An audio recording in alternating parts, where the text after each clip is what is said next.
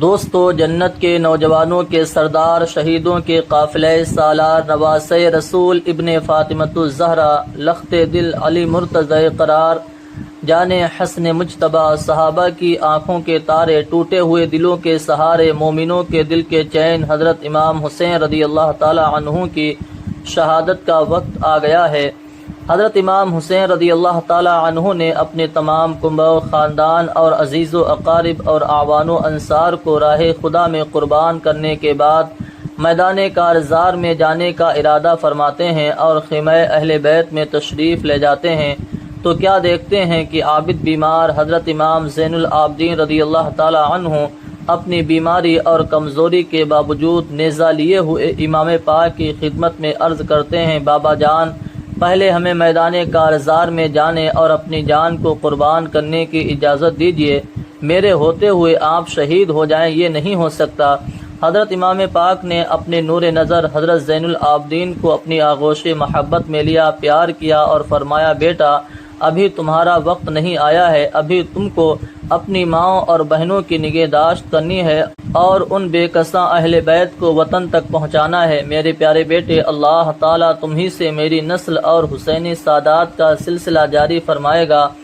دیکھو، صبر و شکر سے رہنا اور راہ حق میں آنے والی ہر تکلیف و مصیبت کو خندہ پیشانی سے برداشت کرنا، ہر حالت میں نانا جان رسول اللہ صلی اللہ علیہ وسلم کی شریعت و سنت کی پابندی کرنا۔ بیٹا، مصائب و آلام سہتے ہوئے جب کبھی مدینہ منورہ پہنچو تو سب سے پہلے نانا جان رسول اللہ صلی اللہ علیہ وسلم کے روضہ انور پر جانا اور نانا جان کو میرا سلام کہنا، سارا آنکھوں دیکھا حال سنانا، پھر میری امی جان حضرت فاطمۃ الزہرا کی قبر پر جانا اور ان کو بھی میرا سلام کہنا، پھر میرے بھائی حسن مجتبیٰ کو میرا سلام کہنا۔ میرے پیارے بیٹے زین العابدین، میرے بعد تم ہی میرے جانشین ہو۔ اور امام پاک نے اپنی دستار مبارک اتار کر حضرت امام زین العابدین رضی اللہ تعالی عنہ کے سر پر رکھ دی اور اس صابر و عابد بیٹے کو فرش علالت پر لٹا دیا۔ اب امام پاک نے اس صندوق کو کھولا جس میں تمام تبرکات رکھے ہوئے تھے، قبائے مصری زیب تن فرمائی، اپنے نانا جان صلی اللہ علیہ وسلم کا امامہ شریف سر پر باندھا، حضرت امیر حمزہ رضی اللہ تعالی عنہ کی ڈھال پشت پر رکھی، اپنے برادر اکبر حضرت امام حسن مجتبیٰ رضی اللہ تعالی عنہ کا پٹکا اپنی کمر پر باندھا، اپنے باپ حضرت علی شیر خدا رضی اللہ تعالی عنہ کی تلوار ذوالفقار لی۔ شہیدوں کے سردار حضرت امام پاک سب کچھ راہ حق میں قربان کرنے کے بعد اب اپنی جان عزیز کو قربان کرنے کے لیے تیار ہو گئے۔ بیبیوں نے جب اس منظر کو دیکھا تو ان پر بے کسی کی انتہا ہو گئی، چہروں کے رنگ اڑ گئے اور آنکھوں سے آنسو کے موتی ٹپکنے لگے۔ حضرت زینب نے آنسو بہاتے ہوئے کہا، پیارے بھائی، بیبیوں نے درد و الم میں ڈوب کر کہا، ہمارے سرتاج، اور حضرت سکینہ نے روتے ہوئے کہا، بابا جان، کہاں جا رہے ہو؟ اس جنگل میں ہمیں کس کے سہارے چھوڑ کر جا رہے ہو؟ جو درندے ننھے علی اصغر پر رحم نہ کھائے،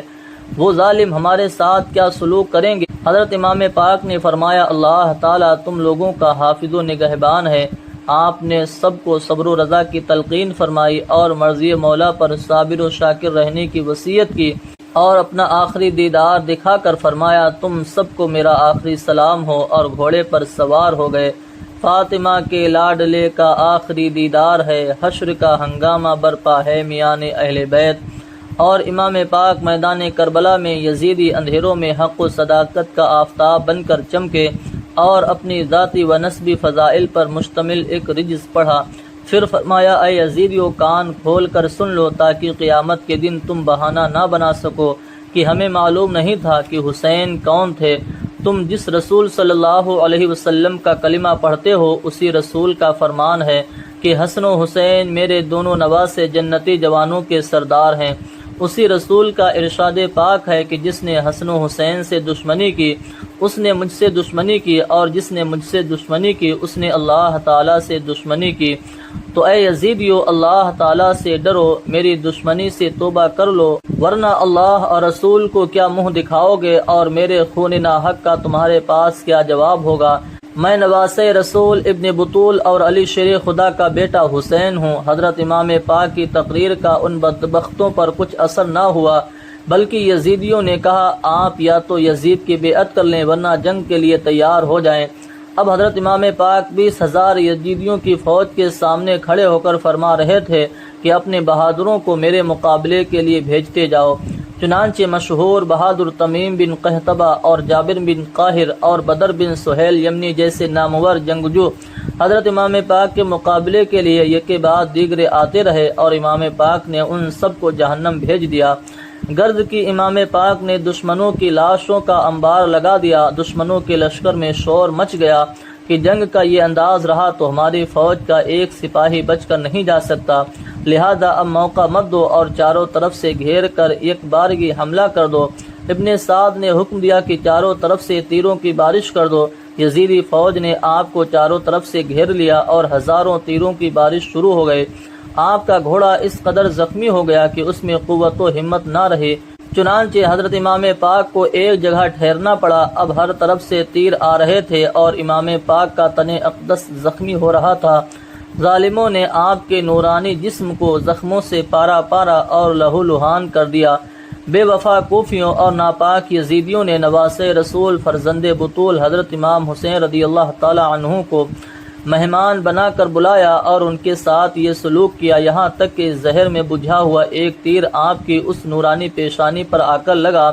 جسے رسول خدا صلی اللہ علیہ وسلم نے بے شمار بار چوما تھا۔ تیر لگتے ہی نورانی چہرے سے خون کا فوارہ جاری ہو گیا۔ امام پاک غش کھا کر گھوڑے کی زین سے فرش زمیں پر آ گئے۔ اس کے بعد ظالموں نے نیزوں اور تلواروں سے حملہ کیا۔ جہنمی سنان نے ایک ایسا نیزہ مارا جو تن نور کے پار ہو گیا۔ تیر اور نیزہ اور تلواروں کے 72 زخم کھانے کے بعد آپ کے سینہ اطہر پر شمر ملعون سوار ہو گیا۔ حضرت امام پاک نے فرمایا کہ اے ظالم، آج جمعہ مبارکہ کا دن ہے اور سورج ڈھل گیا ہے۔ یہ وقت ہے کہ میرے نانا جان صلی اللہ علیہ وسلم کی امت نماز جمعہ ادا کر رہی ہوگی اور ممبروں پر میرے نانا جان کا خطبہ پڑھا جا رہا ہوگا۔ اے شمر ملعون، تو تھوڑی دیر کے لیے میرے سینے سے اتر جا تاکہ میں اس حال میں بھی سجدہ کر لوں اور نماز ادا کر لوں۔ چنانچہ حضرت امام پاک نے نماز شروع کی اور اپنی زندگی کے آخری سجدے میں تشریف لے گئے کہ شمر مردود نے ایسی تلوار ماری کہ امام پاک کا سر انور جسم نور سے الگ ہو گیا۔ اسی طرح تیر اور نیزہ اور تلواروں کے 72 زخم کھانے کے بعد 56 سال 5 ماہ 5 دن کی عمر میں جمعہ مبارکہ کے دن محرم شریف کی 10 تاریخ 61 ہجری مطابق 680 کو امام پاک شہید ہو گئے۔ انا للہ و انا الیہ راجعون۔ اے ایمان والو، آہ صد آہ، اس صدمہ جاں لیوا سے دل گھائل، قلب مجروح، جسم لرزہ بر اندام اور آنکھیں اشکبار ہیں۔ افسوس، 100,000 افسوس۔ یہ عنایتوں کی جزا ملی، یہ ہدایتوں کا صلہ ملا، جو چراغ نور نبی کا تھا اسے کربلا میں بجھا دیا۔ حضرت امام قاسم کی شہادت۔ اہل بیت کے بہت سے نوجوانوں کی شہادت کے بعد حضرت امام قاسم بن حضرت امام حسن مجتبی رضی اللہ تعالی عنہ، جن کی عمر 22 سال کی تھی، اپنے پیارے چچا حضرت امام حسین رضی اللہ تعالی عنہ کی خدمت میں حاضر ہوئے اور میدان جنگ میں جا کر گردن کٹانے کی اجازت طلب کر رہے ہیں۔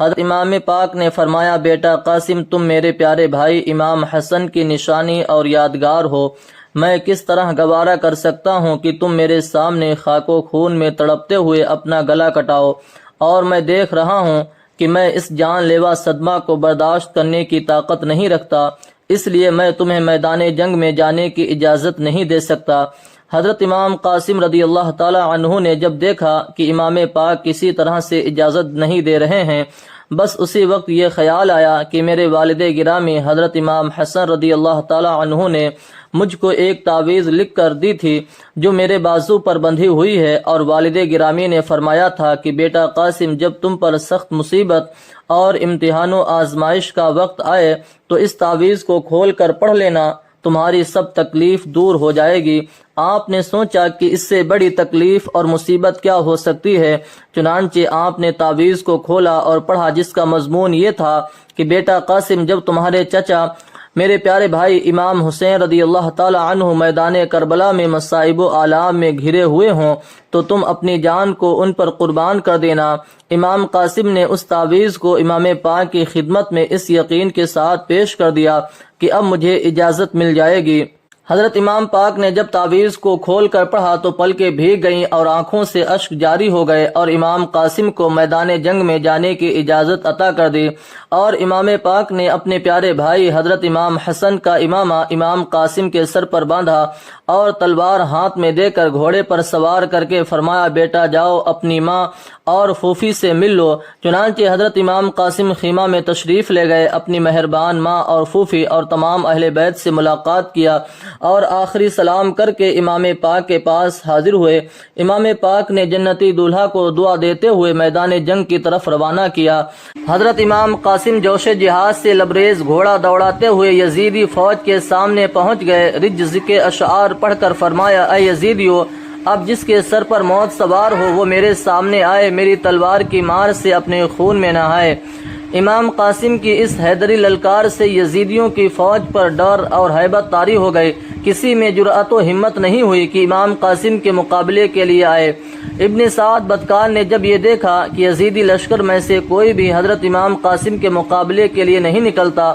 تو اس نے مشہور شامی پہلوان ارزق کو پکارا، جو یزید کی طرف سے سالانہ 10,000 دینار تنخواہ پاتا تھا۔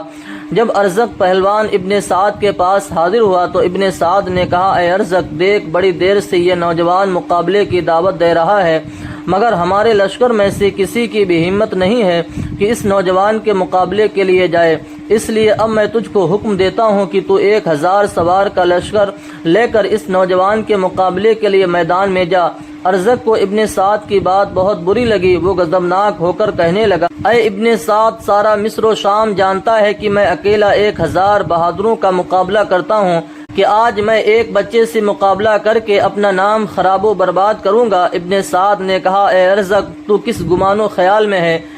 تو اس نوجوان کی عمر اور اس کے نازک بدن کو نہ دیکھ؟ افسوس تو انہیں پہچانتا نہیں کہ یہ کون ہے۔ یہ نوجوان فاتح خیبر شیر خدا حضرت علی کے پوتے اور امام حسن مجتبیٰ کے بیٹے ہیں، ان کی رگوں میں رسول اللہ صلی اللہ علیہ وسلم کا خون ہے۔ خدا کی قسم، اگر یہ بھوکے پیاسے نہ ہوتے تو یہ تنہا یزیدی فوج کی پوری فوج کے لیے کافی ہوتے۔ جب ابن سعد نے ارزق پہلوان کو مجبور کر دیا تو اس نے کہا، اے ابن سعد، میں اس نوجوان سے تو نہیں لڑوں گا، لیکن اس جنگ میں میرے 4 بہادر بیٹے موجود ہیں جو طاقت و بہادری میں بے مثال ہیں، ان میں سے ایک کو بھیج دیتا ہوں، وہ چند لمحوں میں اس نوجوان کا سر کاٹ کر لے آئے گا۔ چنانچہ ارزق کا ایک بیٹا تیز رفتار گھوڑے پر سوار ہو کر اپنی قیمتی تلوار چمکاتا ہوا اور بادل کی طرح گرجتا ہوا میدان میں نکلا۔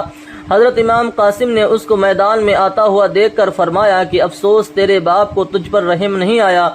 کہ تجھ کو میری تلوار سے قتل ہونے کے لیے میدان میں بھیج دیا۔ جیسے ہی ارزق کا بیٹا میدان میں حملہ کے لیے آگے بڑھا، حضرت قاسم نے اپنا خنجر اس کے پیٹ میں اتار دیا اور وہ بدبخت زخم کی تاب نہ لا کر گھوڑے سے زمین پر گرا، اور امام قاسم نے اس لعین کی قیمتی تلوار اٹھا لی اور اس کے لمبے لمبے بالوں کو پکڑ کر جو گھوڑا دوڑایا تو وہ رگڑ رگڑ کر مر گیا۔ اسی طرح ارزق کے اور تینوں بیٹے باری باری میدان جنگ میں امام قاسم کے مقابلے میں آتے رہے، اور امام قاسم نے ان تینوں کو بھی واصل جہنم کر دیا۔ ارزق پہلوان اپنے 4 بہادر بیٹوں کو اس طرح ذلت کے ساتھ قتل ہوتا ہوا دیکھ کر غیظ و غضب میں اپنے ہوش و حواس کھو بیٹھا، اور غضبناک ہو کر داڑھی کے بال نوچتے ہوئے گھوڑا دوڑا کر میدان جنگ میں آیا۔ امام قاسم کے سامنے آ گیا اور کہنے لگا، او بچے، میرے بچوں کو تم نے قتل کر دیا، اب تمہارا مقابلہ مجھ سے ہے، سنبھل جا کہ اب تو بچ نہیں سکتا۔ حضرت امام قاسم نے فرمایا، اے ارزق، تجھے خبر نہیں ہے کہ ہماری رگوں میں نبی اور علی کا خون ہے؟ ارزق غصے سے چور ہوا، میان سے تلوار کھینچ لی۔ حضرت قاسم نے بھی تلوار نکال لی اور آگے بڑھے۔ ارزق کی آنکھیں حضرت قاسم کی تلوار پر پڑی، حیران ہو کر پوچھتا ہے کہ یہ تلوار تو میرے بیٹے کی ہے، یہ تمہارے پاس کہاں سے آ گئی؟ حضرت قاسم نے مسکرا کر فرمایا، ہاں، تیرا بیٹا اپنی یادگار کے لیے یہ تلوار مجھے اس لیے دے گیا تاکہ اسی تلوار سے میں تجھے قتل کر کے تیرے بیٹوں کے پاس پہنچا دوں۔ یہ سن کر ارزق کا غصہ اور بڑھ گیا اور اس نے حملہ کے لیے تلوار اٹھائی۔ حضرت قاسم نے فرمایا کہ ارزق، ہم تجھے بڑا تجربہ کار بہادر سمجھتے تھے، مگر تم تو بڑے اناڑی ہو، تم کو اپنے گھوڑے کی پیٹھی کا بھی دھیان نہیں ہے، وہ دیکھو ڈھیلی ہو چکی ہے۔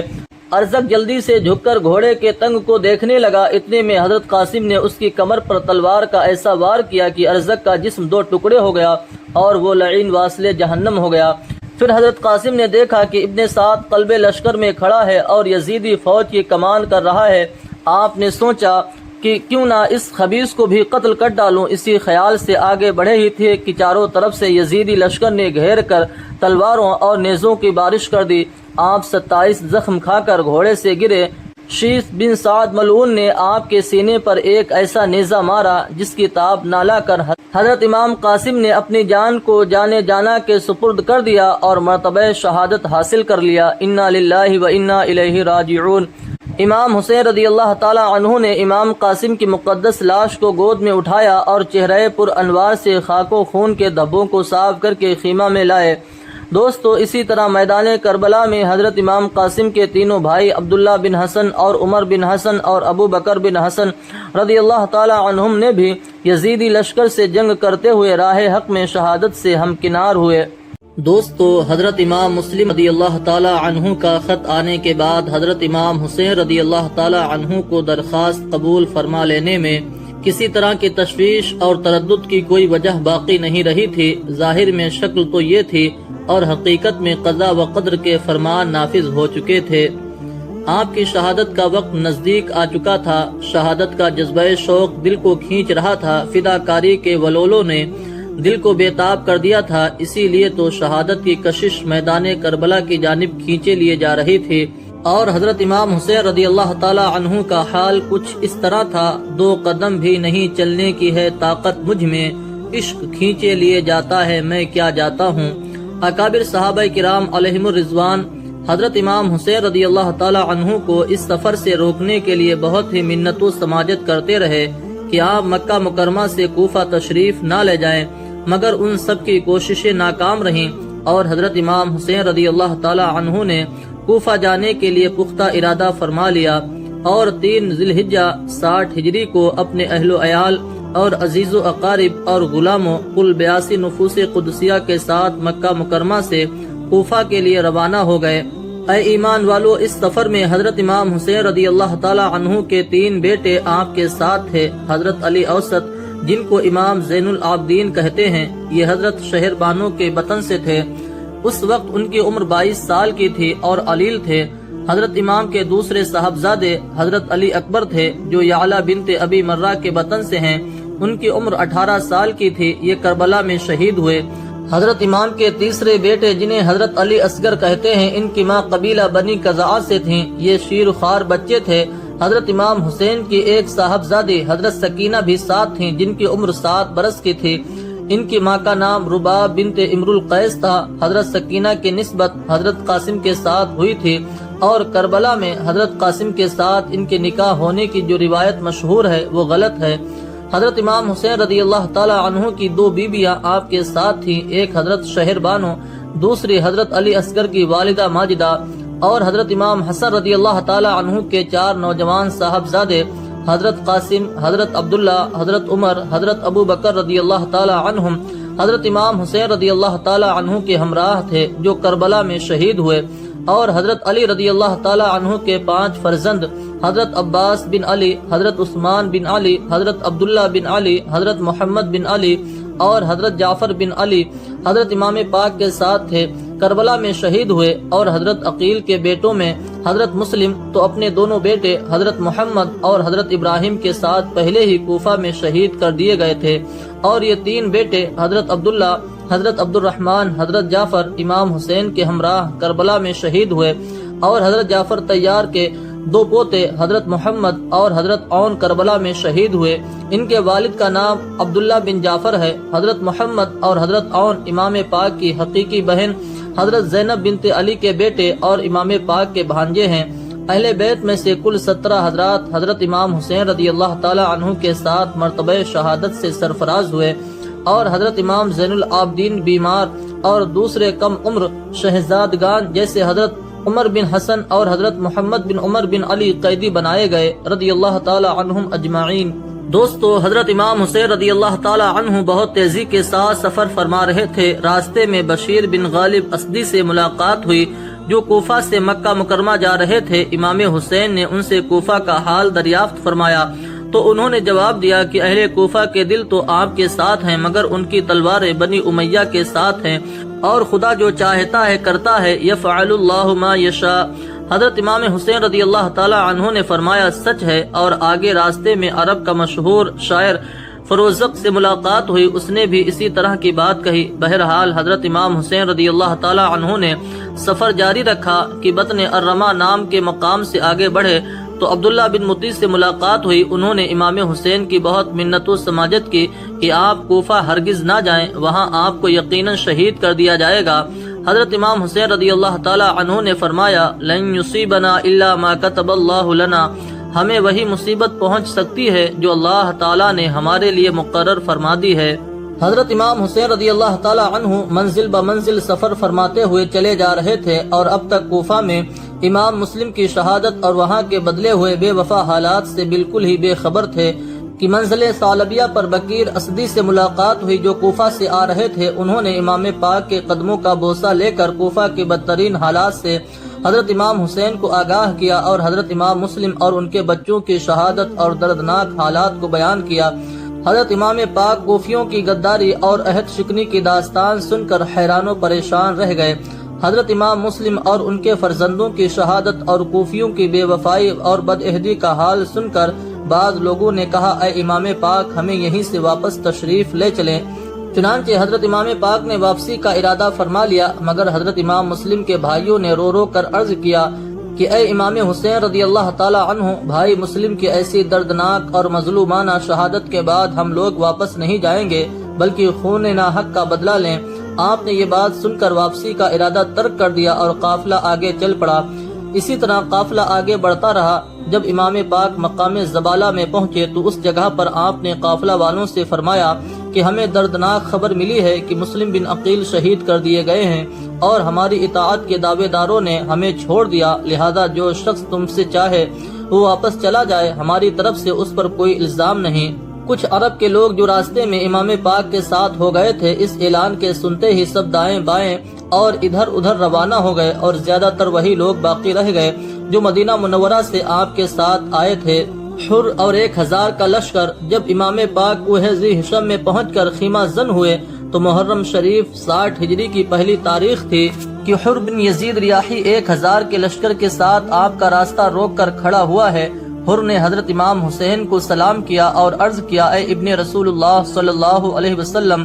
مجھے کوفہ کے یزیدی گورنر عبید اللہ بن زیاد نے آپ کی گرفتاری کے لیے بھیجا ہے، اور ساتھ ہی ساتھ یہ معذرت بھی پیش کی کہ خدا گواہ ہے کہ میں بادل ناخواستہ آیا ہوں اور مجھے آپ کی مقدس بارگاہ میں بال کے برابر بھی بے ادبی اور گستاخی گوارا نہیں ہے، لیکن میں ابن زیاد ظالم حاکم کے حکم سے مجبور اور لاچار ہوں۔ حضرت امام حسین رضی اللہ تعالی عنہ نے فرمایا اے حر، میں اس شہر کوفہ میں خود بخود نہیں آیا ہوں بلکہ کوفہ والوں نے مجھے 150 خطوط لکھ کر بلایا ہے، اور یہ خطوط اکثر انہی لوگوں کے ہیں جو اس وقت تمہارے لشکر میں میری گرفتاری کے لیے آئے ہیں۔ حر نے قسم کھا کر کہا واللہ مجھ کو اس کا کچھ بھی علم نہیں ہے کہ آپ کے پاس کب خطوط بھیجے گئے اور کن کن لوگوں نے خطوط بھیجے، اور میں نہ آپ کو چھوڑ سکتا ہوں اور نہ واپس لوٹ سکتا ہوں۔ یہ سن کر حضرت امام حسین رضی اللہ تعالی عنہ نے خطوط کا تھیلا الٹ دیا اور فرمایا کہ دیکھ لو یہ خطوط موجود ہیں، ان کو پڑھ لو، ان کے دستخط اور مہرے دیکھ لو۔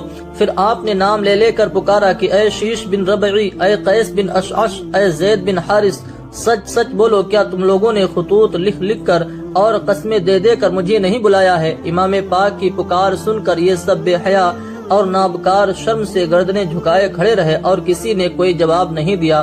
اس کے بعد حضرت امام حسین رضی اللہ تعالی عنہ نے اتمام حجت کے لیے یہ بھی فرمایا کہ بہرحال اے کوفیو، اگر تم لوگ اپنے عہد و پیمان پر قائم ہو تو میں تمہارے شہر میں قدم رکھوں، ورنہ میں اس کے لیے بھی تیار ہوں کہ میں یہاں سے اپنے وطن واپس چلا جاؤں۔ میرے آقا حضرت امام حسین رضی اللہ تعالی عنہ کی گفتگو ابھی حر سے ہو ہی رہی تھی کہ ایک شخص ساڑھنی پر سوار ہو کر بڑی تیزی کے ساتھ آیا اور عبید اللہ بن زیاد کا خط حر کو دیا کہ جس مقام پر تمہیں میرا خط ملے تم حضرت امام حسین کو اسی مقام پر روک لو، نہ انہیں کوفہ شہر میں داخل ہونے دو، نہ وطن واپس لوٹنے دو۔ خط کو پڑھ کر حر نے عرض کیا اے ابن رسول اللہ صلی اللہ علیہ وسلم، دیکھ لیجئے آپ کو گرفتار کرنے کے لیے عبید اللہ بن زیاد کا کس قدر اصرار ہے، اس لیے میں مجبور اور لاچار ہوں کہ آپ کو کسی طرح چھوڑ نہیں سکتا۔ حر نے یہ کہا لیکن شدت غم سے اس کی آنکھوں میں آنسو آ گئے اور آواز ٹوٹ ٹوٹ کر بکھرنے لگی۔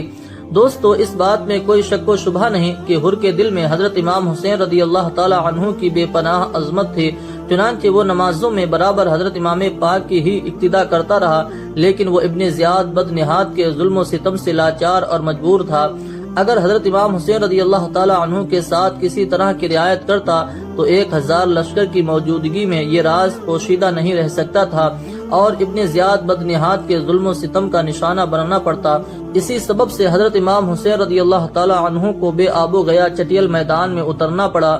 محرم شریف کی 2 تاریخ 61 ہجری جمعرات کا دن تھا جب حضرت امام حسین رضی اللہ تعالی عنہ نے میدان کربلا میں نزول فرمایا۔ امام پاک نے پوچھا، اس میدان کا نام کیا ہے؟ تو لوگوں نے بتایا اس کا نام کربلا ہے۔ کربلا کا نام سنتے ہی حضرت امام حسین رضی اللہ تعالی عنہ گھوڑے سے اتر آئے اور فرمایا، یہ کربلا ہے جو مقام کرب و بلا ہے، یعنی رنج و مصیبت کی جگہ۔ یہی ہمارے اونٹوں کے بیٹھنے کی جگہ ہے، یہی ہمارے مال و اسباب اتریں گے اور اسی مقام پر ہمارے ساتھی قتل کیے جائیں گے۔ دوستو، حضرت امام حسین رضی اللہ تعالی عنہ کربلا سے واقف تھے اور آپ کو یہ بھی معلوم تھا کہ کربلا وہ جگہ ہے جہاں اہل بیت کا خون بہایا جائے گا اور انہیں بھوکے پیاسے رکھ کر قتل کیا جائے گا۔ کربلا کے میدان میں امام حسین رضی اللہ تعالی عنہ بیٹھے ہوئے فکر و تدبیر میں ڈوبے ہوئے تھے کہ آپ کو نیند آ گئی۔ خواب میں اپنے نانا جان رسول اللہ صلی اللہ علیہ وسلم کو دیکھا۔ آپ صلی اللہ علیہ وسلم فرما رہے ہیں، یہ کربلا ہے جو تمہاری شہادت کی جگہ ہے، اور سرکار صلی اللہ علیہ وسلم نے امام پاک کے سینہ اقدس پر اپنا نورانی ہاتھ رکھ کر دعا فرمائی، اے اللہ حسین کو صبر عطا فرما اور بہتر اجر نصیب فرما۔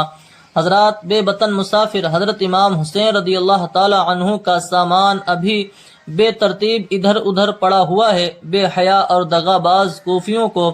ذرا بھی غیرت نہیں آئے کہ جس مہمان مکرم کو 150 خطوط لکھ کر ہزاروں تمناؤں اور التجاؤں کے ساتھ بلایا ہے اور پھر اس کے ساتھ کیا سلوک کر رہے ہیں۔ غالباً دنیا کی تاریخ میں ایسے عظیم الشان مہمان کے ساتھ اس قدر ظلم و زیادتی کا بدترین سلوک نہ کبھی ہوا ہے، نہ آئندہ ہوگا۔ کربلا میں فاطمہ کے لال اور علی کے دلارے کے ساتھ بے وفا اور غدار کوفیوں نے کیا کیا؟ حضرت امام پاک کو ان بے وفاؤں اور غداروں کی بے وفائی اور بدعہدی پر انتہائی حیرت تھی کہ ابھی اطمینان کے ساتھ بیٹھنے بھی نہ پائے تھے کہ کچھ تھکان دور کریں کہ کوفہ سے عبید اللہ بن زیاد کا قاصد یہ خط لے کر پہنچتا ہے کہ آپ یزید کی بیعت کیجیے یا جنگ کے لیے تیار ہو جائیے۔ حضرت امام حسین رضی اللہ تعالی عنہ نے وہ خط پڑھا اور قاصد سے فرمایا، میرے پاس اس خط کا کوئی جواب نہیں ہے۔ عمر بن سعد ابن سعد ایک جنتی صحابی حضرت سعد بن ابی وقاص رضی اللہ تعالی عنہ کا بیٹا تھا اور وہ نااہل حریص الدنیا حضرت امام حسین رضی اللہ تعالی عنہ کی عظمت و بزرگی سے خوب اچھی طرح واقف تھا، اس لیے وہ یزیدی فوج کی سپہ سالاری سے بچنے کی کوشش کرنے لگا، بلکہ صاف طور پر انکار بھی کیا کہ میں ابن رسول کے خون ناحق سے اپنے دامن کو داغدار نہیں کر سکتا، مگر ابن زیاد بدنہاد نے اس کو مجبور کر دیا کہ یا تو وہ ایران کے گورنری سے الگ ہو جائے یا حضرت امام حسین سے جنگ کے لیے تیار ہو جائے۔ دوستو، دنیا کی لالچ اور حکومت کی کرسی بہت بری بلا ہے کہ جب یہ دنیا شیطان بن کر کسی کے سر پر سوار ہوتی ہے تو وہ شخص کتنا ہی بڑا استقامت کا پہاڑ کیوں نہ ہو، مگر اس کے دامن کو دنیا کی لالچ ہلا کر رکھ دیتی ہے، الا ماشاء اللہ۔ چنانچہ عمر بن سعد جو ایک جنتی باپ کا بیٹا تھا مگر ایران کی حکومت کے لالچ میں آ گیا اور حیدر کرار کے گوہر پارے نوجوانان جنت کے سردار حضرت امام حسین نامدار رضی اللہ تعالی عنہ کے گھر کو لوٹنے اور ان کو قتل کرنے کے لیے تیار ہو گیا اور 5000 کی فوج جفا شعار کا سپہ سالار بن کر کربلا میں پہنچا اور دریائے فرات کے کنارے پر پڑاؤ ڈالا اور اپنی فوجی مرکز قائم کیا اور 500 سواروں کو ہتھیاروں کے ساتھ دریائے فرات کے کنارے پر بٹھا دیا۔ خبردار خبردار، پانی کا ایک قطرہ بھی ساقی کوثر کے بیٹے امام حسین کے خیمے کے اندر پہنچنے نہ پائے۔ حاکم کوفہ عبید اللہ بن زیاد بدنہاد برابر کوفہ سے فوجیں روانہ کرتا رہا، یہاں تک کہ کربلا کے میدان میں 22,000 کا لشکر جمع ہو گیا۔ دوستو کتنی حیرت کا مقام ہے کہ حضرت امام حسین رضی اللہ تعالی عنہ کے ساتھ کل 82 انسانوں کا قافلہ ہے، ان میں عورتیں بھی ہیں اور بچے بھی، بوڑھے بھی ہیں اور جوان بھی۔ انہی 82 مسافروں میں حضرت زین العابدین بیمار بھی موجود ہیں اور حضرت علی اصغر شیر خوار بھی، اور یہ لوگ جنگ کے ارادے سے بھی نہیں آئے ہیں اور ان لوگوں کے پاس سامان جنگ اور کافی ہتھیار بھی نہیں ہیں، لیکن اس کے باوجود ان 82 حضرات کے مقابلے کے لیے 22,000 کی فوج ہتھیار کے ساتھ بھیجی جاتی ہے، اور اس کے بعد بھی یزیدی فوج پر خوف و دہشت طاری ہے، اور یزیدی فوج کو معلوم ہے کہ فاتح خیبر حضرت علی شیر خدا کے شیروں سے مقابلہ آسان نہیں ہے۔ علی کا گھر بھی وہ گھر ہے کہ جس گھر کا ہر ایک بچہ جہاں پیدا ہوا شیر خدا معلوم ہوتا ہے۔ دوستو یزیدیوں کو اچھی طرح معلوم تھا کہ شیر خدا کے شیروں سے مقابلہ کرنا آسان نہیں ہے، اس لیے ان ظالموں نے یہ تدبیر کی کہ پہلے ان پر پانی بند کر کے انہیں پیاس کی شدت سے نڈھال اور کمزور کر دیا جائے۔ اس طرح سے 7 محرم کو نہر فرات کے پانی پر پہرا بٹھا دیا گیا اور پانی بند کر دیا گیا۔ تیری قدرت جانور تک آب سے سیراب ہوں، پیاس کی شدت سے تڑپے بے زباں اہل بیت۔ دوستو دوسری محرم سے 10ویں محرم تک اہل بیت کا قافلہ اسی طرح کربلا میں مقیم رہا، اور ابن زیاد کا قاصد بار بار یہ پیغام لاتا رہا کہ اے امام پاک، آپ یزید کی بیعت کر لیں۔ یہ 22,000 لشکر جو آپ کے خون کا پیاسا ہے آپ کے قدم چومے گا، یزید آپ کے قدموں پر دولتوں کا ڈھیر لگا دے گا، کسی ملک کی گورنری آپ کے حوالے کر دی جائے گی، اپنی جان بچا لو اور اپنے گھر والوں اور ساتھیوں کی جان کی فکر کرو، ورنہ آپ کا گھر لوٹ لیا جائے گا اور آپ کے بچوں کا خون بہایا جائے گا اور آپ کو بھی قتل کر دیا جائے گا۔ غرض کی حضرت امام حسین رضی اللہ تعالی عنہ کو طرح طرح کی لالچ دی گئی اور حرص و طمع کے ایسے سنہرے اور دلکش باغ دکھائے گئے کہ امام پاک کی جگہ کوئی اور ہوتا تو ہو سکتا تھا کہ اس فریب میں آ جاتا، اور اس قدر ڈرایا اور دھمکایا گیا اور ایسی دردناک اور خوفناک دھمکیوں سے خوف زدہ کیا گیا کہ امام پاک کی جگہ کوئی اور ہوتا تو ہو سکتا تھا کہ اس کے حوصلے ٹوٹ کر بکھر جاتے اور وہ دہشت و خوف سے گھبرا کر ان ظالموں کے سامنے جھکنے پر مجبور ہو جاتا۔ دوستو حضرت امام حسین فرزند فاطمۃ الزہرا رضی اللہ تعالی عنہا کے خون کے قطرے قطرے میں رسول اللہ صلی اللہ علیہ وسلم کا خون شامل ہے۔ تیری نسل پاک میں ہے بچہ بچہ نور کا، تو ہے عین نور تیرا سب گھرانہ نور کا۔ اور امام پاک یہی جواب دیتے رہے کہ میں ایک ایسے مقام پر کھڑا ہوں جہاں سے 2 راستے نکلتے ہیں، ایک راستہ تو یہ ہے کہ میں یزید پلید کی بیعت کر لوں تو یہ صحیح ہے کہ مجھے بظاہر عزت و دولت اور کسی ملک کی گورنری ضرور ملے گی، اور یزید ناپاک میرا احسان مند ہو کر مجھ پر جان و مال سے قربان ہو جائے گا، لیکن اس کا انجام یہ ہوگا کہ میرا پاک ہاتھ یزید کے ناپاک ہاتھ میں جاتے ہی دین اسلام کا پرچم سرنگو ہو جائے گا، اور اسلام کی بنیاد جس کو میرے نانا جان صلی اللہ علیہ وسلم نے صحابہ کرام کے خون سے مضبوط و مستحکم کیا ہے، یزیدیوں کی بدعمالیوں اور بد کرداریوں سے شان اسلام کمزور اور عظمت دین و شریعت مٹ جائے گی۔ اور دوسرا راستہ یہ ہے کہ میں یزید ناپاک کی بیعت کسی حال میں نہ کروں، اور یہ صحیح ہے کہ میں قتل کیا جاؤں اور میرے اہل بیت کا خون بے دریغ بہایا جائے اور اہل بیت کو بے پناہ مصائب اور جان و مال کے نقصان سے گزرنا پڑے، لیکن اس کا نتیجہ یہ ہوگا کہ اسلام کا پرچم ہمیشہ کے لیے سر بلند رہے گا، اور اہل بیت کے خون سے سیراب ہونے والا باغ اسلام کا ہر پھول ہمیشہ کے لیے سر سبز و شاداب رہے گا، اور قیامت تک یزیدیوں کی بے دینی اور گمراہی کی ہوا باغ اسلام کے پھولوں کو خزاں سے ہمکنار نہیں کر سکتی۔ لہذا اے یزیدیو، میرا آخری فیصلہ یہی ہے کہ ہم خود 72 زخم کھا کر گھوڑے سے زمین پر گریں گے مگر اسلام کو گرنے نہیں دیں گے، خود کٹیں گے مگر اسلام کو کٹنے نہیں دیں گے، خود اجڑیں گے مگر اسلام کو اجڑنے نہیں دیں گے، خود مٹ جائیں گے مگر قرآن کے ایک ایک لفظ کو مٹنے نہیں دیں گے۔ چنانچہ کربلا کا ذرہ ذرہ گواہ ہے کہ فاطمہ کے لال امام پاک نے دنیا کی دولت و حکومت کو ٹھوکر مار کر راہ حق میں آنے والی تمام مصیبتوں کا خوش ہو کر استقبال کیا، اور قتل ہونا اور گھر لٹانا سب کچھ گوارا کیا، مگر یزید ناپاک کی بیعت نہ کر کے اسلام کے پاک دامن کو داغدار ہونے سے ہمیشہ ہمیش کے لیے بچا لیا۔ گھر لٹانا سر کٹانا کوئی تجھ سے سیکھ لے، جان عالم ہو فدا اے خاندان اہل بیت۔ دوستو یزید ناپاک اور اس کے ناپاک ساتھیوں نے حوض کوثر کے مالک کے نواسے حضرت امام پاک پر پانی بند کر کے یہ خیال کیا تھا کہ امام پاک مجبور ہو کر یزید ناپاک کی بیعت قبول کر لیں گے، مگر ان ظالموں کو معلوم نہ تھا کہ محمد مصطفیٰ کے باغ کے سب پھول ایسے ہوتے ہیں جو بن پانی کے تر رہتے ہیں، مرجھایا نہیں کرتے۔ نواس رسول حضرت امام حسین رضی اللہ تعالی عنہ کی ولادت 5 شعبان المعظم 4 ہجری کو مدینہ شریف میں ہوئی۔ آپ کے نانا جان جناب رسول اللہ صلی اللہ علیہ وسلم نے آپ کے منہ میں اپنا لعاب دہن ڈالا اور آپ کے لیے دعائیں کی۔ 7ویں دن آپ کا نام حسین رکھا اور عقیقہ کیا۔ آپ کا پیارا لقب سبط رسول اور ریحانۃ الرسول ہے۔ آپ کی کنیت ابو عبداللہ ہے۔ حضور صلی اللہ تعالی علیہ وسلم نے ارشاد فرمایا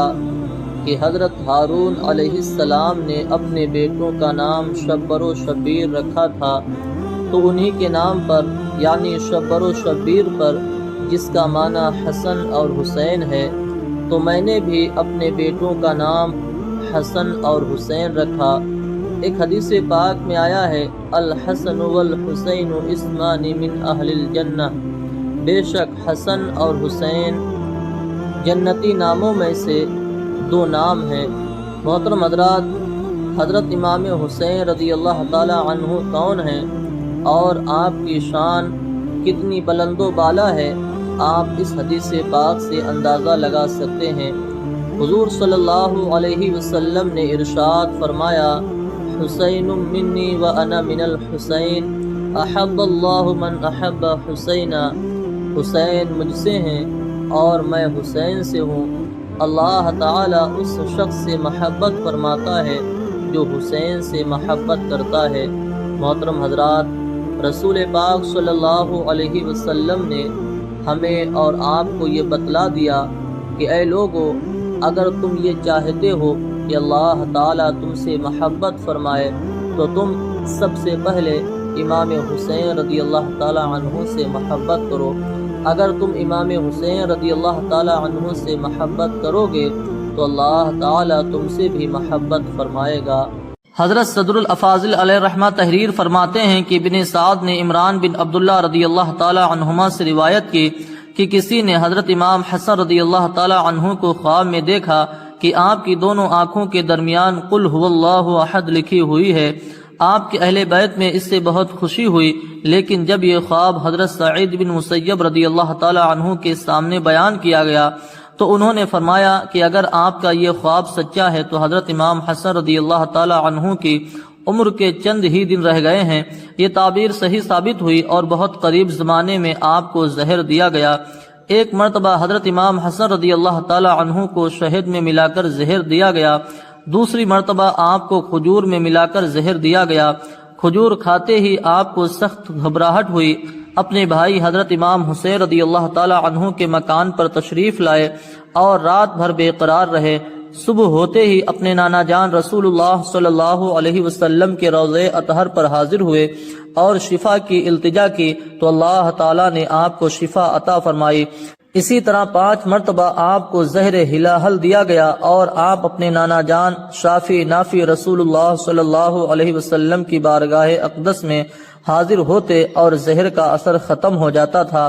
لیکن چھٹی بار ہیرے کی کنی پسی ہوئی آپ کے پینے کی پانی کی سراہی میں ڈال دی گئی، جس کا پانی پیتے ہی ایسا معلوم ہوا کہ حلق سے ناف تک کٹ گیا اور قلب و جگر کے ٹکڑے ٹکڑے کٹ کٹ کر زمین پر گرنے لگے۔ جب حالت زیادہ نازک ہوئی اور زندگی کی امیدیں نہ رہیں، وصال شریف کے قریب آپ کی خدمت میں آپ کے پیارے بھائی حضرت امام حسین رضی اللہ تعالی عنہ حاضر ہوئے اور دریافت کیا کہ آپ کو زہر کس نے دیا ہے۔ آپ نے فرمایا، نام معلوم کر کے کیا کرو گے؟ حضرت امام حسین رضی اللہ تعالی عنہ نے کہا، میں اس کو قتل کروں گا۔ آپ نے فرمایا، جس کے بارے میں میرا گمان ہے اگر حقیقت میں وہی زہر دینے والا ہے تو خدائے تعالی بہتر بدلہ لینے والا ہے اور اس کی پکڑ بہت مضبوط ہے، اور اگر میرا گمان غلط ہے تو میں نہیں چاہتا کہ میری وجہ سے کوئی بے گناہ قتل کیا جائے۔ حضرت امام حسن رضی اللہ تعالی عنہ کی کرامت اور منزلت کیسی بلند ہے کہ آپ سخت تکلیف میں مبتلا ہیں، آتے کٹ کٹ کر نکل رہی ہیں، نزا کی حالت میں ہیں، مگر انصاف کا بادشاہ اس وقت بھی اپنی عدالت و انصاف کا نہ مٹنے والا نقشہ صفحہ تاریخ پر ثابت فرماتا ہے۔ اس کی احتیاط اجازت نہیں دیتی کہ جس طرح گمان ہے اس کا نام بھی لیا جائے۔ وصال کے قریب حضرت امام حسین رضی اللہ تعالی عنہ نے دیکھا کہ برادر معظم حضرت امام حسن رضی اللہ تعالی عنہ کو بے چینی اور بے قراری بہت زیادہ ہے، تو تسلی دیتے ہوئے عرض کیا، اے برادر محترم، یہ بے چینی اور بے قراری کیسی ہے؟ آپ تو اپنے نانا جان رسول اللہ صلی اللہ علیہ وسلم، اپنے بابا جان حضرت علی رضی اللہ تعالی عنہ، اپنی نانی جان سیدہ خدیجۃ الکبریٰ اور امی جان سیدہ فاطمہ، اور اپنے چچا حضرت حمزہ اور حضرت جعفر، اور اپنے ماموں حضرت قاسم، حضرت عبداللہ، حضرت ابراہیم رضی اللہ تعالی عنہم کے پاس جا رہے ہیں اور ان سے ملاقات کریں گے۔ وقت وصال آپ کی عمر شریف 45 سال 6 ماہ چند روز کی تھی۔ آپ نے 5 ربیع الاول شریف 49 ہجری میں مدینہ منورہ میں وصال فرمایا اور جنت البقیع میں حضرت سیدہ فاطمہ رضی اللہ تعالی عنہا کے پہلو میں مدفون ہوئے۔ انا للہ و انا الیہ راجعون۔ حضرت امام حسن رضی اللہ تعالی عنہ اس قدر ہر دل عزیز اور امت کو پیارے تھے کہ آپ کے وصال پر صرف مدینہ منورہ ہی نہیں، پورا عالم اسلام سوگوار ہو گیا تھا۔ مدینہ منورہ میں صف ماتم بچھی ہوئی تھی، بازار بند ہو گئے تھے، گلیوں میں سناٹا چھا گیا تھا، معمولات زندگی معطل ہو گئے تھے۔ آپ کی نماز جنازہ میں لوگوں کی کثرت کا یہ عالم تھا کہ ثعلبہ بن مالک، جو حضرت امام حسن رضی اللہ تعالی عنہ کی نماز جنازہ میں شریک تھے، ان کا بیان ہے کہ میں نے جنت البقیع میں اتنا عظیم ازدحام نہ دیکھا کہ اگر سوئی پھینکی جاتی تو زمین پر نہیں بلکہ کسی کے سر پر گرتی۔ حضرت ابو ہریرہ رضی اللہ تعالی عنہ پر حضرت امام حسن رضی اللہ تعالی عنہ کے وصال شریف کا یہ اثر تھا کہ وہ مسجد میں نالا و زاری کرتے اور بآواز بلند پکار پکار کر کہتے، آج خوب رو لو کہ رسول اللہ صلی اللہ علیہ وسلم کا محبوب دنیا سے چلا گیا۔ اعلیٰ حضرت فرماتے ہیں، کیا بات رضا اس چمنستان کرم کی، زہرا ہے کلی جس میں حسن اور حسین پھول، تیری نسل پاک میں ہے بچہ بچہ نور کا، تو ہے عین نور تیرا سب گھرانہ نور کا۔ دوستو، 5 ربیع الاول شریف میرے پیارے آقا صلی اللہ علیہ وسلم کے نواسے اور حضرت امام حسین رضی اللہ تعالی عنہ کے برادر معظم حضرت امام حسن رضی اللہ تعالی عنہ کے وصال مبارک یعنی عرس شریف کا دن ہے۔ اس عظیم تاریخ کو ہمیں یاد رکھنا چاہیے، بلکہ اس عظیم تاریخ میں محفل ذکر پاک کا انعقاد کریں اور آقا امام حسن رضی اللہ تعالی عنہ کی خدمت عالیہ میں نظر و نیاز کا نذرانہ پیش کریں۔ اللہ تعالی حضرت امام حسن رضی اللہ تعالی عنہ کے سچے غلاموں میں قبول فرمائے اور آپ کا صدقہ ہم سب کو عطا فرمائے۔ میدان کربلا میں بہت سے آوان و انصار جام شہادت نوش فرما چکے تھے۔ حضرت امام قاسم بن حضرت امام حسن رضی اللہ تعالی عنہ نے بھی میدان کارزار میں جانے کی اجازت چاہی تو حضرت امام حسین رضی اللہ تعالی عنہ نے اجازت دینے سے انکار کر دیا اور فرمایا، اے میرے پیارے بھتیجے قاسم، تم میرے برادر اکبر امام حسن رضی اللہ تعالی عنہ کی نشانی ہو، میں تم کو میدان دغا میں بھیج کر اپنے بھائی کی نشانی کو مٹتا ہوا دیکھ کر کیسے برداشت کر سکتا ہوں، اس لیے تم کو میدان خاک و خون میں جانے کی ہرگز اجازت نہیں۔ حضرت امام قاسم رضی اللہ تعالی عنہ کی آنکھوں میں آنسو بھر آئے، بھیگی پلکوں کے ساتھ سوچ و فکر میں ڈوبے ہوئے ہیں کہ کون سی تدبیر اپنائی جائے جس سے ام محترم سیدنا امام حسین رضی اللہ تعالی عنہ کی اجازت حاصل ہو جائے اور آپ کی محبت میں میدان کارزار میں جا کر جان کو قربان کر کے شہادت عظمیٰ کا درجہ نصیب ہو جائے۔ روضۃ الشہداء میں ہے کہ حضرت امام قاسم رضی اللہ تعالی عنہ کو اپنے والد گرامی حضرت امام حسن رضی اللہ تعالی عنہ کی ایک وصیت یاد آتی ہے کہ میرے والد گرامی نے ایک تعویذ میرے بازو پر باندھا تھا اور وصیت کی تھی کہ جس وقت تمہارے لیے سب سے مشکل وقت آئے اور چاروں طرف رنج و غم کا ماحول ہو تو اس وقت اس تعویذ کو کھول کر پڑھ لینا، تمہاری مشکل آسان ہو جائے گی۔ حضرت امام قاسم رضی اللہ تعالی عنہ نے سوچا کہ اس وقت سے زیادہ مشکل وقت کبھی نہیں آئے گا کہ پیارے نانا جان کا شہزادہ میرا چاچا دشمنوں کے نرغے میں ہے اور میں اپنی جان بچا کر چلا جاؤں، یہ وقت میرے لیے بہت مشکل کی گھڑی ہے۔ حضرت امام قاسم رضی اللہ تعالی عنہ نے اس تعویذ کو بازو سے اتارا اور اسے کھول کر پڑھا تو وہ تعویذ حقیقت میں وصیت نامہ تھا کہ اے قاسم، میں تم کو وصیت کرتا ہوں کہ تمہارے چاچا جان حضرت امام حسین رضی اللہ تعالی عنہ کو دیکھنا کہ میدان کربلا میں شامی دغابازوں اور کوفی بے وفاؤں کے نرغے میں گھرے ہوئے ہیں،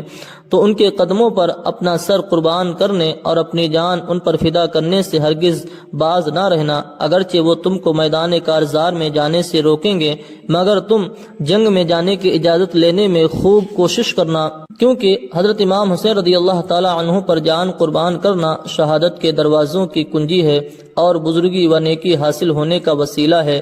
دوستو، حضرت امام حسن بن علی شیر خدا رضی اللہ تعالی عنہما کے فرمان کے مطابق حضرت امام حسین رضی اللہ تعالی عنہ کی محبت میں قتل ہونا اور ان پر اپنی جان کو قربان کرنا شہادت عظمی ہے، اور حق پر ہوتے ہوئے اور قتل ہونے سے اللہ تعالی شہادت کا درجہ عطا فرماتا ہے۔ اچھی طرح یہ بات ثابت ہو گئی کہ کربلا میں حضرت امام حسین رضی اللہ تعالی عنہ حق پر تھے۔ اب وہ لوگ جو ہمارے آقا صلی اللہ علیہ وسلم کے بارے میں غلط نظریہ رکھتے ہیں اور کہتے ہیں کہ یزید حق پر تھا اور امام حسین رضی اللہ تعالی عنہ حق پر نہیں تھے، یہ نظریہ باطل اور سراسر جھوٹ ہے۔ ایسے یزید کے حامیوں کا حشر بروز قیامت یزید کے ساتھ ہوگا۔ برادر اعلیٰ حضرت مولانا حسن رضا خان بریلوی فرماتے ہیں، بے ادب گستاخ فرقہ کو سنا دے اے حسن، یوں بیاں کرتے ہیں سنی داستان اہل بیت۔ دوستو، دوسری بات یہ ثابت ہوئی کہ حضرت امام حسن رضی اللہ تعالی عنہ کو برسوں کے بعد ہونے والا کربلا کا واقعہ معلوم تھا کہ میرے بھائی امام حسین رضی اللہ تعالی عنہ کو کربلا کے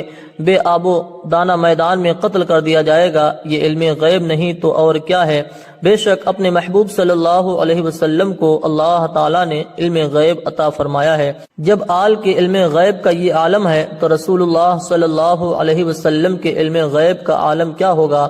اعلیٰ حضرت فرماتے ہیں، اور کوئی غیب کیا تم سے نیہا ہو بھلا، جب نہ خدا ہی چھپا تم پہ کروڑوں درود۔ حضرت امام حسن رضی اللہ تعالی عنہ ایک دن حضرت زبیر رضی اللہ تعالی عنہ کے بیٹے کے ساتھ سفر فرما رہے تھے کہ آپ کا گزر ایک باغ میں ہوا جو کھجوروں کا تھا۔ باغ کے سارے درخت سوکھے ہوئے تھے۔ آپ نے اسی باغ میں قیام فرمایا۔ حضرت ابن زبیر رضی اللہ تعالی عنہما نے فرمایا،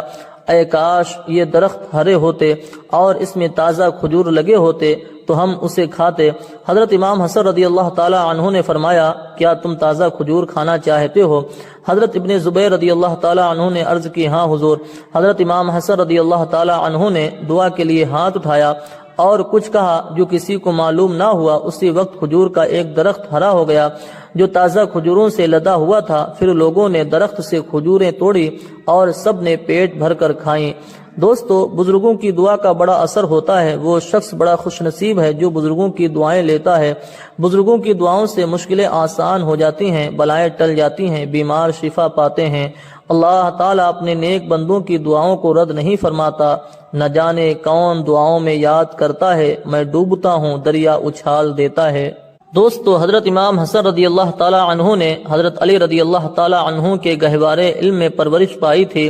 اور بزرگوں برتر اسلاف کے علوم کے وارث بنے تھے۔ آپ کی روایت کی ہوئی حدیثیں جو کتب احادیث میں پائی جاتی ہیں ان کی تعداد کل 13 ہیں،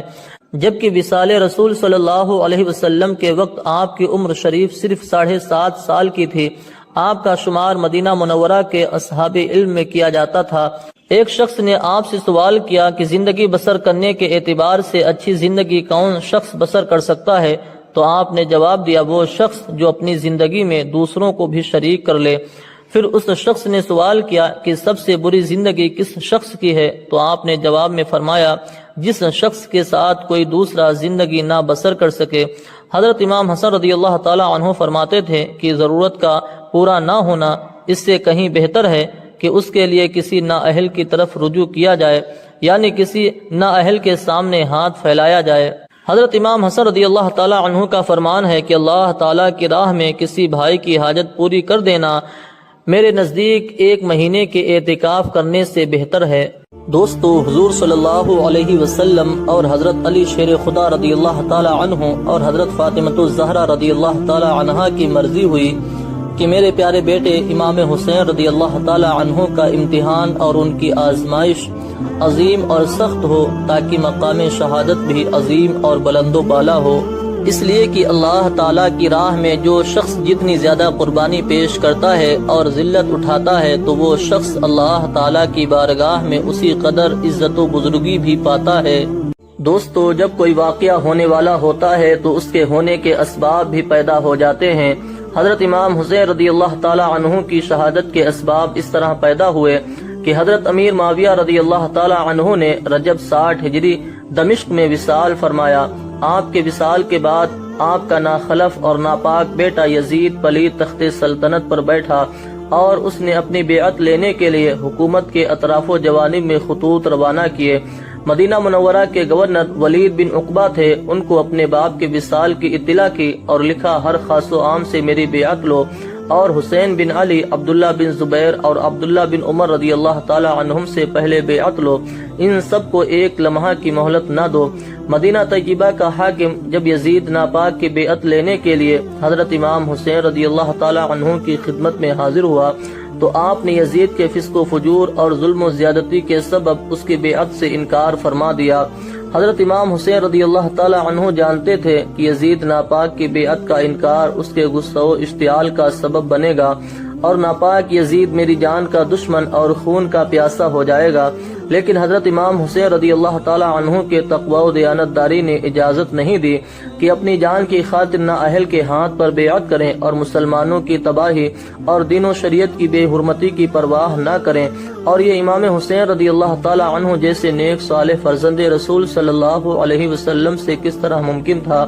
اگر حضرت امام حسین رضی اللہ تعالی عنہ اس وقت یزید ناپاک کی بیعت کر لیتے تو یزید آپ کی بہت قدر و منزلت کرتا اور آپ کے آرام و آسائش میں کوئی کمی نہیں آنے دیتا، بلکہ آپ کے پاس دنیا کی دولت کثرت سے جمع ہو جاتی، لیکن اسلام کا نظام درہم برہم ہو جاتا اور دین میں ایسا فساد برپا ہو جاتا جس کا دور کرنا پھر ناممکن ہوتا، اور یزید کی ہر برائی اور بد کرداری کے جائز و حلال ہونے کے لیے امام حسین رضی اللہ تعالی عنہ کی بیعت سند بن جاتی اور دین و شریعت کا صحیح نقشہ مٹ جاتا۔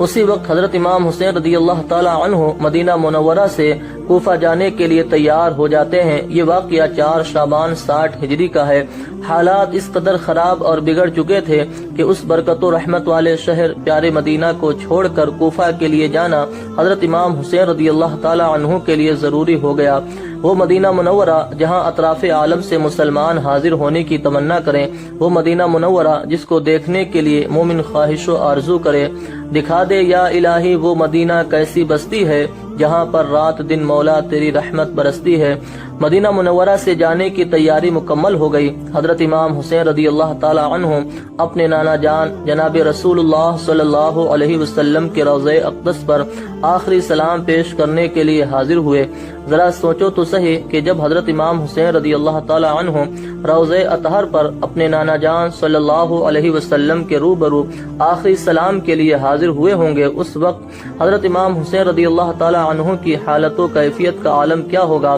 بلا شبہ نور و رحمت والی آنکھوں نے رنج و غم کے آنسوؤں کی برسات کی ہوگی اور عرض کیا ہوگا کہ میرے پیارے نانا جان، میں آپ کا پیارا نواسہ حسین ہوں، جس کو آپ کندھے پر بٹھایا کرتے تھے، جس کو آپ نے اپنی آغوش رحمت میں پالا تھا، آخری سلامی کے لیے حاضر ہوا ہوں۔ اے میرے پیارے نانا جان، آپ کا مدینہ چھوڑ رہا ہوں کہ میرا مدینے میں رہنا کٹھن اور دشوار ہو گیا ہے، میں جا رہا ہوں، مجھے اجازت عطا ہو۔ اس وقت روضہ اطہر میں سرکار صلی اللہ علیہ وسلم پر کیا گزری اور بیتی ہوگی، ان کا کیا حال ہوا ہوگا، اس کا تصور عشق و محبت والے ہی بیان کر سکتے ہیں۔ آج کا دن کتنے رنج و غم کا ہے، زبان میں طاقت کہاں جس کو بیان کر سکے۔ یہی روضہ اطہر قرار دل اور کعبہ ایمان ہے جو ہمیشہ کے لیے چھوٹ رہا ہے۔ حضرت امام حسین رضی اللہ تعالی عنہ جن کا سب کچھ مدینے میں ہے، مگر آج وہ مدینہ منورہ سے جا رہے ہیں اور ہمیشہ کے لیے جا رہے ہیں۔ الوداع اے نانا جان، الوداع کہتے ہوئے حسرت بھری نگاہ سے تربت اقدس کو دیکھتے اور روتے ہوئے رخصت ہوئے۔ پھر آپ اپنی مادر مہربان حضرت سیدہ فاطمۃ الزہرا رضی اللہ تعالی عنہا کی قبر شریف پر حاضر ہوئے اور عرض کرنے لگے، اے میری امی جان، یہ نازوں کا پالا تمہارا حسین آج تم سے جدا ہونے اور آخری سلام کہنے آیا ہے۔ پھر آپ اپنے برادر اکبر حضرت امام حسن رضی اللہ تعالی عنہ کے مزار پر حاضر ہوئے اور آخری سلام پیش کر کے گھر والوں کے ساتھ کوفہ کے لیے روانہ ہو گئے۔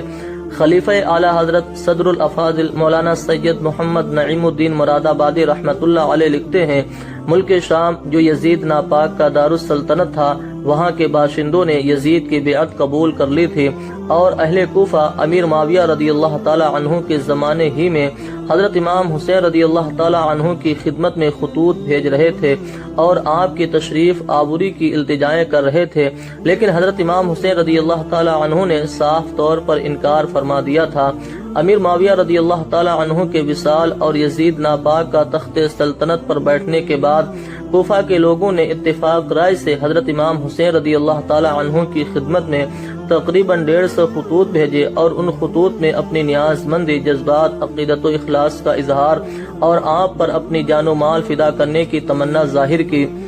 اگرچہ حضرت امام حسین رضی اللہ تعالی عنہ کی شہادت کی خبر مشہور تھی اور کوفیوں کی بے وفائی کا پہلے بھی آپ کو تجربہ ہو چکا تھا، مگر جب یزید ناپاک بادشاہ بن گیا اور اس کی حکومت و سلطنت دین کے لیے خطرہ تھی اور اس کی وجہ سے اس کی بیعت ناروا تھی، اور وہ طرح طرح کی تدبیروں اور حیلوں سے چاہتا تھا کہ لوگ اس کی بیعت کریں، ان حالات میں کوفیوں کا یزید کی بیعت سے انکار کرنا اور حضرت امام پاک سے طالب بیعت ہونا حضرت امام پاک پر لازم کرتا تھا کہ ان کی درخواست کو قبول فرمائے۔ جب ایک قوم ظالم فاسق کی بیعت پر راضی نہ ہو اور وہ صاحب استحقاق اہل سے درخواست بیعت کرے، اس پر اگر وہ ان کی استدعا قبول نہ کرے تو اس کے معنی یہ ہوتے ہیں کہ وہ اس قوم کو اس جابر ہی کے حوالے کرنا چاہتا ہے۔ امام پاک اگر اس وقت کوفیوں کی درخواست قبول نہ فرماتے تو بارگاہ الہی میں کوفیوں کے اس مطالبہ کا امام پاک کے پاس کیا جواب ہوتا کہ ہم چند در پر گئے مگر امام پاک بیعت کے لیے راضی نہ ہوئے، بدی وجہ ہم کو یزید ناپاک کے ظلم و تشدد سے مجبور ہو کر اس کی بیعت کرنا پڑی۔ اگر امام حسین رضی اللہ تعالی عنہ ہاتھ بڑھاتے تو ہم ان پر جانیں فدا کرنے کے لیے حاضر تھے۔ یہ مسئلہ ایسا درپیش آیا جس کا حل بجز اس کے اور کچھ نظر نہ آیا کہ حضرت امام پاک ان کی دعوت پر لبیک فرمائے۔ اگرچہ اکابر صحابہ کرام حضرت ابن عباس، حضرت ابن عمر، حضرت ابو سعید، حضرت جابر، حضرت ابو واقد لیثی وغیرہ حضرت امام پاک کی اس رائے سے متفق نہ تھے اور انہیں کوفیوں کی عہد و مواثیق کا اعتبار نہ تھا۔ امام پاک کی محبت اور شہادت، امام پاک کی شہرت ان سب کے دلوں میں اختلاج پیدا کر رہی تھی، اور یہ یقین کرنے کی بھی کوئی وجہ نہ تھی کہ شہادت کا یہی وقت ہے اور اسی سفر میں یہ مرحلہ درپیش ہوگا، لیکن اندیشہ مانے تھا۔ حضرت امام پاک کے سامنے مسئلے کی یہ صورت درپیش تھی کہ اس استدعا کو روکنے کے لیے عذر شرعی کیا ہے۔ ادھر ایسے جلیل القدر صحابہ کرام کے شدید اصرار کا لحاظ اور کوفہ والوں کی استدعا رد نہ فرمانے کے لیے کوئی شرعی عذر نہ ہونا حضرت امام پاک کے لیے نہایت پیچیدہ مسئلہ تھا، جس کا حل بجز اس کے کچھ نظر نہ آیا کہ پہلے حضرت امام مسلم کو بھیجا جائے۔ اگر کوفیوں نے بدعہدی اور بے وفائی کی تو عذر شرعی مل جائے گا، اور اگر وہ اپنے عہد پر قائم رہے تو صحابہ کرام کو تسلی دی جا سکے گی۔ حضرت امام حسین رضی اللہ تعالی عنہ نے اپنے چچا زاد بھائی حضرت امام مسلم بن عقیل رضی اللہ تعالی عنہ کو اپنا نائب بنا کر کوفہ روانہ فرمایا اور کوفہ والوں کو تحریر فرمایا کہ تمہاری التجا اور استدعا پر ہم امام مسلم کو اپنا نائب بنا کر تمہارے پاس بھیج رہے ہیں، تم لوگوں پر ان کی نصرت حمایت لازم ہے۔ حضرت امام مسلم رضی اللہ تعالی عنہ کے دو صاحبزادے محمد اور ابراہیم رضی اللہ تعالی عنہما جو بہت کم عمر تھے، وہ اپنے باپ کے بہت پیارے بیٹے تھے، اس سفر میں اپنے مہربان باپ حضرت امام مسلم رضی اللہ تعالی عنہ کے ساتھ تھے۔ دوستو، حضرت امام مسلم رضی اللہ تعالی عنہ نے کوفہ پہنچ کر مختار بن عبید کے مکان پر قیام فرمایا۔ کوفہ والے آپ کی تشریف آوری کی خبر سن کر جوق در جوق آپ کی زیارت کے لیے آ رہے تھے، اور ایک ہفتہ کے اندر 12,000 کوفیوں نے آپ کے دستے مبارک پر حضرت امام حسین رضی اللہ تعالی عنہ کی بیعت قبول کی۔ حضرت امام مسلم رضی اللہ تعالی عنہ نے کوفہ کے لوگوں کی غربیدگی و عقیدت دیکھ کر حضرت امام حسین رضی اللہ تعالی عنہ کی خدمت اقدس میں خط لکھ دیا کہ یہاں کے حالات بہتر ہیں، اور التماس کیا کہ آپ جلد تشریف لے آئیں تاکہ بندگان خدا یزید ناپاک کے شر سے محفوظ رہیں اور دین حق کی تائید ہو، مسلمان امام حق کی بیعت سے مشرف و فیضیاب ہو سکیں۔ کوفہ والوں کا جوش اور جذبہ دیکھ کر حضرت نعمان بن بشیر صحابی رضی اللہ تعالی عنہ جو اس وقت کوفہ کے گورنر تھے، کوفہ کے لوگوں کو جمع کیا اور فرمایا، اے لوگو سن لو، یہ بیعت یزید کی مرضی کے خلاف ہے اور وہ اس پر بہت بھڑکے گا اور فتنہ فساد برپا کرے گا۔ حضرت نعمان بن بشیر صحابی رضی اللہ تعالی عنہ نے اطلاع دے کر ضابطہ کی کارروائی پوری کر کے بیٹھ گئے اور اس معاملے میں آگے کسی قسم کی کارروائی نہ کی۔ مسلم یزید حضرمی اور عمارہ بن ولید بن عقبہ یہ لوگ یزید کے طرفدار تھے۔ ان لوگوں نے یزید ناپاک کو اطلاع دی کہ حضرت امام مسلم بن عقیل تشریف لائے ہیں اور کوفہ والوں میں ان کی محبت و عقیدت کا جوش بڑھ رہا ہے۔ ہزاروں کوفی ان کے ہاتھ پر حضرت امام حسین رضی اللہ تعالی عنہ کی بیعت قبول کر چکے ہیں، اور کوفہ کے گورنر نعمان بن بشیر نے اب تک کوئی کارروائی ان کے خلاف نہیں کی، نہ ان پر سختی کی اور نہ کوئی تدبیر عمل میں لائے۔ یزید ناپاک نے یہ خبر سنتے ہی نعمان بن بشیر کو ان کے عہدے سے برخاست کر دیا اور ان کی جگہ عبید اللہ بن زیاد جو بصرہ کا گورنر تھا اسے کوفہ کا بھی گورنر بنا دیا۔ عبید اللہ بن زیاد بڑا مکار اور عیار تھا۔ وہ بصرہ سے روانہ ہوا اور اس نے اپنی فوج کو قادسیہ میں چھوڑا اور خود حجازیوں کا لباس پہن کر اونٹ پر سوار ہو کر چند آدمیوں کو ساتھ لے کر رات کے اندھیرے میں مغرب و عشاء کے درمیان اس راستے سے کوفہ شہر میں داخل ہوا جس راستے سے مکہ کے لوگ آیا کرتے تھے۔ اس مکاری اور عیاری سے اس کا مطلب یہ تھا کہ ایسے طور پر شہر میں داخل ہونا چاہیے کہ کوفہ کے لوگ عبید اللہ بن زیاد کو پہچان نہ سکیں اور کوفہ والے یہ سمجھیں کہ حضرت امام حسین رضی اللہ تعالی عنہ تشریف لے آئے، تاکہ وہ بے خطر امن و عافیت کے ساتھ کوفہ میں داخل ہو جائے۔ چنانچہ ایسا ہی ہوا کہ عبید اللہ بن زیاد کی اس مکاری اور عیاری سے کوفہ کے لوگ دھوکہ میں آ گئے۔ اہل کوفہ جن کو ہر لمحہ اور ہر آن حضرت امام حسین رضی اللہ تعالی عنہ کی تشریف آوری کا بڑی بے صبری سے انتظار تھا، انہوں نے دھوکہ کھایا اور رات کے اندھیرے میں حجازی لباس اور مکہ شریف سے آنے والے راستے سے آتا دیکھ کر سمجھے کہ حضرت امام حسین رضی اللہ تعالی عنہ تشریف لے آئے۔ نعرہ مسرت بلند کیے گئے، گرد و پیش مرحبا کہتے چلے، مرحبا بک یا ابن رسول اللہ وقدمت خیر مقدم کا شور مچایا۔ یہ مردود تو دل میں جلتا رہا اور اس نے اندازہ کر لیا کہ کوفیوں کو حضرت امام حسین رضی اللہ تعالی عنہ کی تشریف آوری کا انتظار ہے اور ان کے دل ان کی طرف مائل ہیں، مگر اس وقت کی مصلحت سے خاموش رہا تاکہ ان پر اس کا مکر نہ کھل جائے، یہاں تک کہ دارالامارہ میں داخل ہو گیا۔ اس وقت کوفہ والے یہ سمجھیں کہ حضرت امام حسین رضی اللہ تعالی عنہ تھے، بلکہ مکار عبید اللہ بن زیاد اس فریب اور دھوکہ کے ساتھ آیا اور انہیں حسرت و مایوسی ہوئی۔ رات گزار کر صبح کو عبید اللہ بن زیاد نے کوفہ والوں کو جمع کیا اور حکومت کا پروانہ پڑھ کر سب کو سنایا اور یزید ناپاک کی مخالفت سے ڈرایا اور دھمکایا۔ طرح طرح کے حیلوں اور بہانوں سے حضرت امام مسلم کی جماعت کو منتشر کر دیا۔ حضرت امام مسلم رضی اللہ تعالی عنہ ہانی بن اربا کے مکان میں تشریف فرما تھے۔ عبید اللہ بن زیاد نے محمد بن اشعث کو ایک فوج کے ساتھ ہانی بن اربا کے مکان پر بھیجا اور اس کی فوج نے ہانی بن اربا کو گرفتار کر لیا اور عبید اللہ بن زیاد کے پاس بھیج دیا اور ان کو قید کر لیا گیا۔ کوفہ کے تمام رؤسا اور عمائدین کو بھی قلعہ میں نظر بند کر دیا۔ حضرت امام مسلم رضی اللہ تعالی عنہ یہ خبر پا کر باہر تشریف لائے اور آپ نے اپنے چاہنے والوں کو آواز دی۔ جوک در جوک لوگ آنے لگے اور 40,000 لوگوں نے آپ کے ساتھ شاہی محل کو گھیر لیا۔ صورت بنائی تھی، حملہ کرنے کی دیر تھی کہ اگر حضرت امام مسلم رضی اللہ تعالی عنہ حملہ کرنے کا حکم دے دیتے تو اسی وقت قلعہ فتح ہو جاتا اور ابن زیاد مکار اور اس کے ساتھ ہی حضرت امام مسلم کے ہاتھ میں گرفتار ہو جاتے اور یہی لشکر سیلاب کی طرح امڑ کر یزیدیوں کو تباہ و برباد کر ڈالتا اور یزید ناپاک کو جان بچانے کے لیے کوئی راہ نہ ملتی۔ نقشہ تو یہی جمع تھا، مگر کار بدست کار کنان قدرت است، یعنی بندوں کا سوچا کیا ہوتا ہے۔ حضرت امام مسلم رضی اللہ تعالی عنہ نے قلعہ کا محاصرہ تو کر لیا اور باوجود یہ کہ کوفیوں کی بدعہدی اور ابن زیاد کی مکاری و فریب کاری اور یزید ناپاک کی عداوت پورے طور پر ثابت ہو چکی تھی، پھر بھی آپ نے اپنے لشکر کو حملے کا حکم نہ دیا اور ایک عدل و انصاف والے بادشاہ کے نائب کی حیثیت سے آپ نے انتظار فرمایا کہ پہلے گفتگو سے قطع حجت کر لیا جائے اور صلح کی صورت پیدا ہو سکے تو مسلمانوں میں خون ریزی نہ ہونے دی جائے۔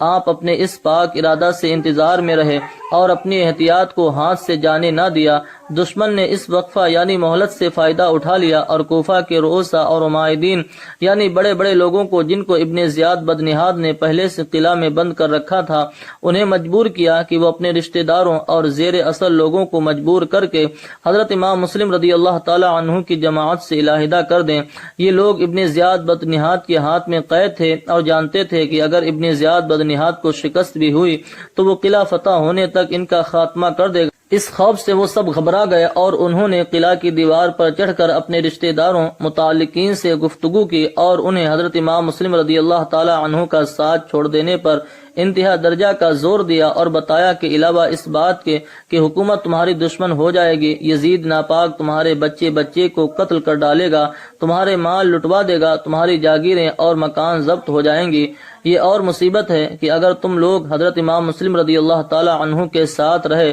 تو ہم جو ابن زیاد کے ہاتھ میں قید ہیں قلعہ کے اندر مارے جائیں گے۔ اے لوگو، اپنے انجام پر نظر ڈالو، ہمارے حال پر رحم کرو، اپنے گھر کو چلے جاؤ۔ یہ حیلہ کامیاب ہوا اور حضرت امام مسلم رضی اللہ تعالی عنہ کا لشکر منتشر ہونے لگا، یہاں تک کہ بوقت شام حضرت امام مسلم رضی اللہ تعالی عنہ نے کوفہ کی مسجد میں جس وقت مغرب کی نماز شروع کی تھی تو آپ کے ساتھ 500 آدمی تھے، اور جب آپ نماز سے فارغ ہوئے تو آپ کے ساتھ ایک بھی آدمی نہ تھا۔ تمناؤں کے اظہار اور التجاؤں کے تومار سے جس عزیز مہمان کو بلایا تھا اس کے ساتھ یہ وفا ہے کہ وہ تنہا ہے اور اس کی رفاقت کے لیے کوئی ایک بھی موجود نہیں۔ کوفہ والوں نے حضرت امام مسلم رضی اللہ تعالی عنہ کو چھوڑنے سے پہلے غیر و حمیت سے قطع تعلق کیا اور انہیں ذرا پرواہ نہ ہوئی کہ قیامت تک تمام عالم میں ان کی بے ہمتی کا شہرہ رہے گا اور اس بزدلانہ بے مروتی اور نامردی سے وہ رسوائے عالم ہوں گے۔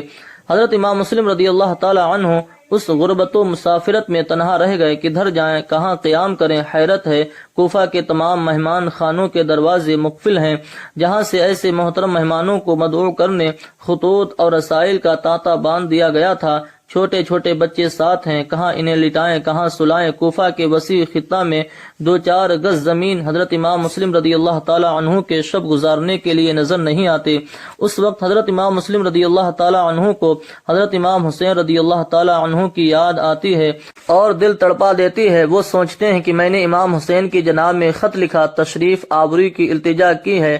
اور اس بدعہد قوم کے اخلاص و عقیدت کا ایک دلکش نقشہ امام حسین رضی اللہ تعالی عنہ کے حضور پیش کیا ہے اور تشریف آوری پر زور دیا ہے۔ یقیناً حضرت امام حسین رضی اللہ تعالی عنہ میری التجا رد نہ فرمائیں گے اور یہاں کے حالات سے مطمئن ہو کر ماں اہل و عیال چل پڑیں گے۔ اس حالت میں حضرت امام مسلم رضی اللہ تعالی عنہ کو پیاس معلوم ہوئی۔ ایک گھر سامنے نظر آیا جہاں توعا نامی ایک عورت موجود تھی، اس سے پانی مانگا۔ اس عورت نے پہچان لیا اور پانی پیش کیا اور اپنی سعادت سمجھ کر آپ کو اپنے مکان میں فروکش کیا۔ اس عورت کا بیٹا محمد ابن اشعث کا گرگا تھا، اس نے فوراً ہی اس کو خبر دی اور اس نے ابن زیاد بدنہاد کو اس پر مطلع کیا۔ عبداللہ بن زیاد نے عمر بن حریث کوفہ شہر کے کوتوال اور محمد بن اشعث کو بھیجا۔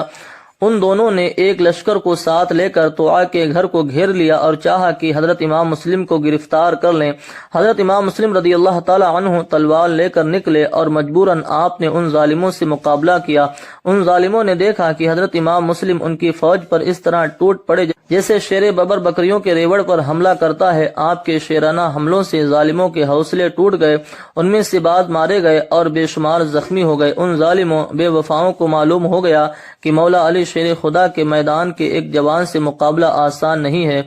اب یہ تجویز کی کہ کوئی چال چلنی چاہیے اور کسی فریب سے حضرت امام مسلم پر قابو پانے کی کوشش کی جائے۔ یہ سوچ کر امن و صلح کا اعلان کر دیا اور حضرت امام مسلم نے عرض کیا کہ ہمارے اور آپ کے درمیان جنگ کی ضرورت نہیں ہے، نہ ہم آپ سے لڑنا چاہتے ہیں۔ مدعا صرف اس قدر ہے کہ آپ ابن زیاد جو شہر کوفہ کا والی ہے اس کے پاس تشریف لے چلیں اور اس سے گفتگو کر کے معاملہ طے کر لیں۔ حضرت امام مسلم نے فرمایا، میں خود جنگ و جدال کا ارادہ نہیں رکھتا ہوں اور جس وقت میرے ساتھ 40,000 کا لشکر تھا اس وقت بھی میں نے جنگ نہیں کی اور میں انتظار کرتا رہا کہ ابن زیاد گفتگو کر کے کوئی صلح کی صورت پیدا کرے اور قتل و خون ریزی نہ ہونے پائے۔ حضرت امام مسلم کی شہادت چنانچہ ان ظالموں بے وفاؤں نے مکر و فریب سے کام لے کر حضرت امام مسلم اور ان کے ننھے ننھے دونوں صاحبزادوں کو عبید اللہ بن زیاد بدنہاد کے پاس شاہی محل میں لے گئے، اور عبید اللہ بن زیاد بدنہاد نے پہلے ہی سے شاہی محل کے دونوں دروازوں کی آڑ میں آدمیوں کو تیغ و تلوار کے ساتھ کھڑا کر رکھا تھا،